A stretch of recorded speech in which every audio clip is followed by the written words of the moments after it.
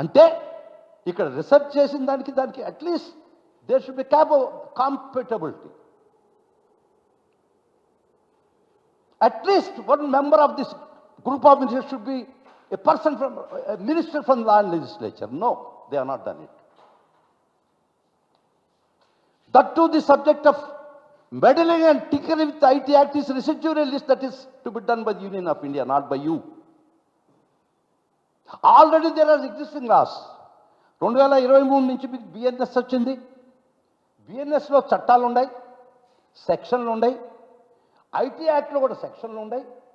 మీరు కొత్తగా తీసుకురావాల్సింది ఏంటి నేను అడుగుతున్నాను. సో బిఎన్ఎస్ ప్రకారం కూడా మీకు తెలీదా? మీరు గవర్నమెంట్ వచ్చిన కొత్తల్లో కొన్ని వందల కేసులు 111 పెట్టలేదా సోషల్ మీడియా యాక్టివిస్ట్ మీద? అంటే ఆర్గనైజ్డ్ క్రైమ్. దానికి శిక్షంతో గుర్తుందా? లైఫ్, ఒక జీవితకాలం శిక్ష. ఒక సోషల్ మీడియాలో ఒక చిన్న పోస్టింగ్ పెడితే మీరు వాళ్ళ మీద 111 బిఎన్ఎస్ కింద కేసులు పెట్టలేదా? అది రుజువైతే ఒక జీవిత కాలం వాళ్ళు జైలుకి పోయేస్తారని మీకు తెలియదా? మీరు పెట్టినటువంటి ప్రతి 111 against social media activist, YSR Congress party నిలబడ్డది. ప్రతి సోషల్ మీడియా యాక్టివిస్ట్ కింద వెనక భుజం తట్టి వైఎస్ఆర్ కాంగ్రెస్ పార్టీ, మా అధినాయకుడు జగన్మోహన్ రెడ్డి గారు ఇచ్చిన ఆదేశంతో మేమందరం కార్యోన్ముఖులై ప్రతి సోషల్ యాక్టివిస్ట్ పెట్టినటువంటి 111 కొట్టే ఇచ్చాము. మీకు కోర్టులో 111 పెట్టడానికి లేదు సోషల్ మీడియా పోస్టింగ్ అని మొట్టికాయలు వేసినా కూడా ఇంకా మీరు మారలేదా? మారరా? పీడీ యాక్ట్ పెడతారా?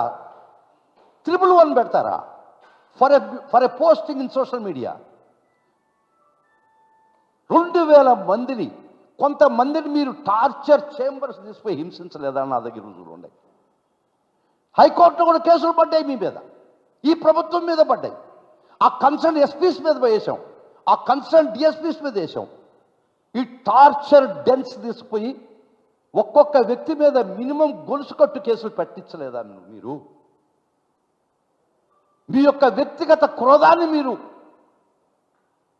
అమలుపరుచుకునేదానికి చట్టాన్ని ఒక ఆయుధంగా ఉపయోగించుకొని సామాన్య మానవుడి మీద మీరు అతి క్రూరంగా ఈ ప్రభుత్వం ప్రవర్తించలేదా?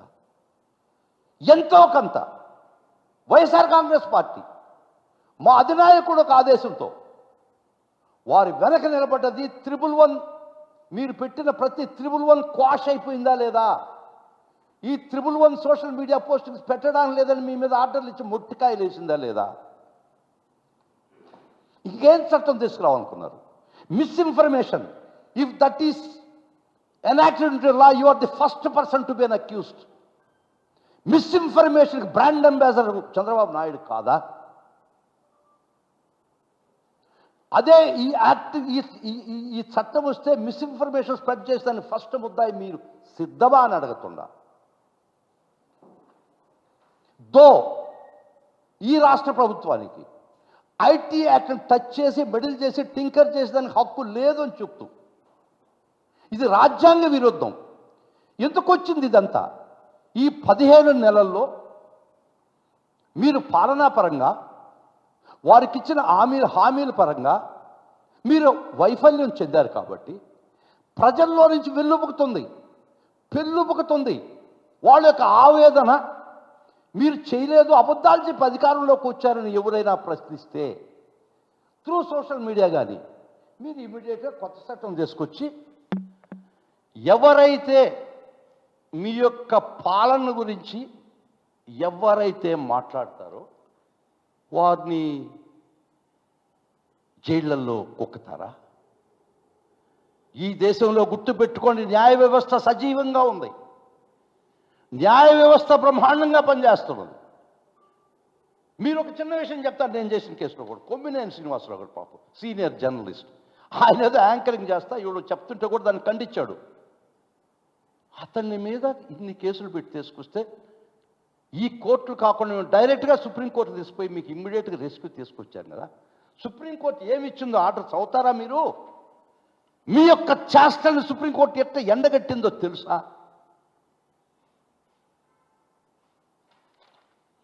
మీరు మీ వైఫల్యాలు, మీరు చేసే దురాగతాలు మీ ఎమ్మెల్యే చేసేటువంటి అవినీతి ఎవరు మాట్లాడకూడదా? మీ ఎమ్మెల్యేలు ప్రతి కాన్స్టిట్యూన్సీలో చేస్తున్నట్టు అవినీతిని ఎవరైనా క్వశ్చన్ చేసి సోషల్ మీడియాలో పోస్టింగ్ పెడితే వాళ్ళని ఉరిదీస్తారా? మీరు తీయాలని మీ అభిప్రాయాలు అడుగుతున్నా చంద్రబాబు నాయుడు. ఇంతకన్నా నియంత ప్రభుత్వం ఎక్కడైనా చూసామని అడుగుతున్నా. ప్రతి డెమోక్రసీలో డిసెంట్ అనేది అంతర్భాగం. డిసెంట్ లేనటువంటి డెమోక్రసీ ఎక్కడ థ్రైవ్ కాలేదు. అది నియంత్రిత ప్రభుత్వం అంటారు. రాజ్యాంగబద్ధంగా ఎన్నికైనటువంటి మీరు ఈ రాజ్యాంగంలో ఉన్నటువంటి పరిధులను దాటి మాకు రాజ్యాంగం వర్తించదనే పరిస్థితికి మీరు వచ్చారంటే ఈ ప్రజాస్వామ్యాన్ని మీరు అపహాస్యం చేస్తున్నారు కదా. ఇవన్నీ పెద్ద పెద్ద మాటలు. అపహాస్యం అనేది అర్థం కాకపోవచ్చు ప్రజలకు. ఒక్క మాట చెప్తున్నా, ప్రజలారా చెప్తున్నా, ఒక నియంత గొడుగులో నియంతృత్వ మనుగడలో ఈ రాష్ట్రం నలిగిపోతుందని చెప్పేదానికి ఏ మాత్రం సంశయం లేదు. ఎవరైనా మీ వైఫల్యాన్ని, మీ ఎమ్మెల్యేల వైఫల్యాన్ని, అవినీతిని ఎవడైనా ప్రశ్నిస్తే మీరు తీసుకురావాలని ప్రయత్నిస్తున్నటువంటి చట్టం ఖచ్చితంగా రాజ్యాంగబద్ధం కాదు.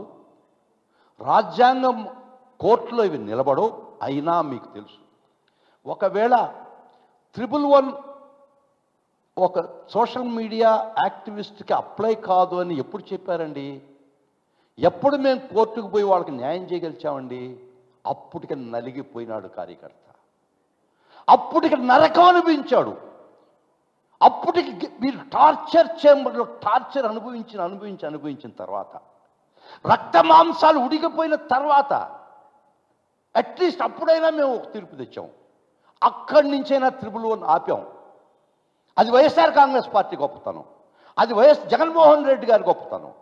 మమ్మల్ని ప్రతి క్షణం చెప్పేవాడు 111. వారే చెప్పింది మాకు, 111 చదివి 111 అప్లై కాదు, ఈ విధంగా కోర్టులో చెప్పమని మమ్మల్ని ఆదేశించినటువంటి మా అధినాయకుడు. ఇది జరిగే లోపల అన్యాయం జరిగిపోయింది కదా. ఈ జరిగే లోపల వాళ్ళని నరకం చూపించారు కదా. ఈ జరిగే లోపల వాళ్ళని హింసించారు కదా. అప్పటికి మీరు అనుకున్న పని సాధించేశారు కదా. Yes, you achieved. Operation success, patient dead అన్నట్టు మేము న్యాయ వ్యవస్థలు పోరాడి ఒక ఆర్డర్ తెచ్చి 111 అప్లై కాదని తెచ్చే లోపల వీళ్ళు అయిపోయారు కదా పాపం. కొన్ని వేల మంది వైఎస్ఆర్సీపీ సోషల్ మీడియా యాక్టివిస్ట్స్ మీ కబంధ హస్తాల్లో నలిగిపోలేదా? ఓకే, ఫేక్ ప్రచారాన్ని ఆపాలని మీ జీవో తెస్తున్నారు. ఇదే నిజమైతే మీ ఆధ్వర్యంలో జరుగుతున్నటువంటి ఐటీడీపీ, మీ ఆధ్వర్యంలో జరుగుతున్నటువంటి ఫేక్ ఫ్యాక్టరీలు, మీరు స్ప్రెడ్ చేస్తున్నటువంటి ఫేక్ న్యూస్, మొదట వాళ్ళు కాదా ముద్దాయిలు? ఎవరైనా ఈ 24 డేట్ చెప్తానండి, జూన్ లేదు వచ్చింది అది, ఇది బిఎన్ఎస్. దానికి ముందర కూడా ఇది పోస్టింగ్ పెడితే చట్టం అప్పుడు బిఎన్ఎస్ రాకముందు కూడా ఐపీసీ అమల్లో ఉన్నప్పుడు కూడా కొన్ని కేసులు జరిగితే పోస్టింగ్స్ అని మీరు పెడితే మీరు బిఎన్ఎస్ కింద తీసుకొచ్చి కేసులు పెట్టలేదా? ఆ కేసు చట్టసమ్మతం కాదు కదా. ఇవన్నీ తేల్చుకొని వచ్చినప్పుడు మీ మనసులో ఉండే దుర్మార్గం అయిపోయారు కదా ఆ కార్యకర్త, ఆ వ్యక్తి. బై ది టైమ్ యూ లేవ్ to give rescue to him, మేము రక్షణకు వచ్చే లోపల వాడు రక్త మాంసాలు మీరు పీల్చేసింది నిజం కాదా? మీ వైఫల్యాన్ని ఎత్తి చూపొద్దా చెప్పండి. ఇదే విధంగా ఐఎమ్ ఫర్ డెమోక్రసీ, ఈ ప్రజాస్వామ్యం వర్ధిల్లాన్ని కోరుకునే వ్యక్తులు మొదటోడింది. I'm for the justice and judiciary, ఎందుకంటే జ్యుడిషియరీ గొడుగు కింద పడే వ్యక్తిగా మాట్లాడుతున్నాను. నాకు జ్యుడిషియరీ అంటే ఆ గొడుగు కింద బ్రతికి ఆ గాలి పీల్చే వ్యక్తిగా నాకు అపారమైనటువంటి నమ్మకం. రాజ్యాంగం, జ్యుడిషియరీ అండ్ డెమోక్రసీ. మీకై మీరు ఈ అన్డెమోక్రటిక్ వేస్ ద్వారా మీరు చేస్తున్నటువంటి పనులు ఎక్కడికి లీడ్ అవుతాయి ఒక్కసారి ఆలోచించారా? మిమ్మల్ని బ్రతిమలాడుకుంటున్నా, చేయబాకండి. ఈ రాష్ట్రాన్ని ఆ పరిస్థితికి నెట్టబాకండి, యువతని అంత దూరం నెట్టబాకండి అని మళ్ళా మీకు చెప్పదలుచుకున్నా. అట్ట నెట్టిన పరిస్థితుల్లో ఏమైందో నేపాల్లో మీకు తెలియదా? జన్జీ ప్రజలు తిరగబడ్డది మీకు తెలియదా? అక్కడిది ఎందుకు తిరగబడ్డదో మీకు తెలుసు కదా. వద్దు, మనం డెమోక్రసీని ప్రేమిస్తాం, మనం ఈ ప్రజలను ఆడదాకా తీసుకుపోవద్దు. Let us not bring to a boiling point. I'm against to that. మా పార్టీ అగెన్స్ట్ టు దట్. మా పార్టీ ప్రజాస్వామ్యాన్ని కోరుకునే పార్టీ, మా నాయకుడు ప్రజాస్వామ్యం ఊపిరిగా పీల్చే వ్యక్తి. మీకు చెప్తున్నాం, బాయిలింగ్ పాయింట్ దాకా తీసుకొస్తే అది మీరు తీసుకొస్తున్నారు. ఆ పరిస్థితి తీసుకురావద్దు. తీసుకొచ్చినటువంటి ఈ రీసెంట్ సాదృశ్యం నేపాల్. వాళ్ళు కూడా సోషల్ మీడియా మీద ఏదో రెస్ట్రిక్షన్ పెట్టారు, అది చిలికి గాలివానై ఏ పరిస్థితి, డెమోక్రసీ కూడా నిలవలేని పరిస్థితి వచ్చింది కదా. మన కళ్ళ ముందర ఫ్యూ డేస్ బ్యాక్ చూసాం కదా నేపాల్లో, నవంబర్లో. ఆ పరిస్థితి తీసుకురావద్దు మనం.